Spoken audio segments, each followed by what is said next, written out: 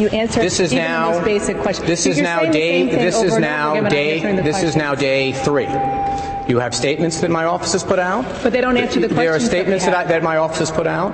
And there are going to be people who are going to want, look, this is the tactic. The guy in the back of the room who's throwing the pie or yelling out the insult wants that to be the conversation. But you are the one who said Dana, that it was hacked, that you were hacked. And that's a criminal, a potential Dana, I'm going to have to ask that we follow some rules here. And one of them is going to be U.S. questions. I do the answers. That seem reasonable? I'd love to get an answer. That would be reasonable, right? You do the questions. That would be reasonable. You do the questions. I do the answers, and this jackass interrupts me. How about that as the new rule of the game? Let me just give the answer. The objective of the person who is doing the mischief is to try to distract me from what I'm doing. So for the last couple of days that has happened, I've made a decision.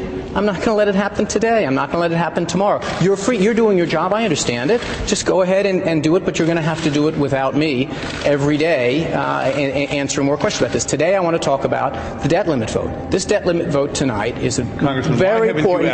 Let me just make a point. Why have you not asked the police to investigate about the debt limit? Is it because you don't want them to find out what the answer is? Let me make a point about the debt limit. You know, we are tonight at 6:30, 6:45 going to be casting a vote on something that has monumental importance to our economy, whether or not we have a stunt vote on something as important as the debt limit.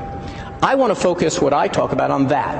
I want to focus what I'm working on that. I want to focus on that because, frankly, I think my constituents want me to, and I think that, frankly, the country would want me to. So that's what I'm going to do. You don't have to. You can continue doing whatever you want to do, but I am not going to allow this thing to dominate what I talk about. We appreciate that. We're covering that. We're covering that story. But you understand that in the statements that you put out, you have said that you were hacked.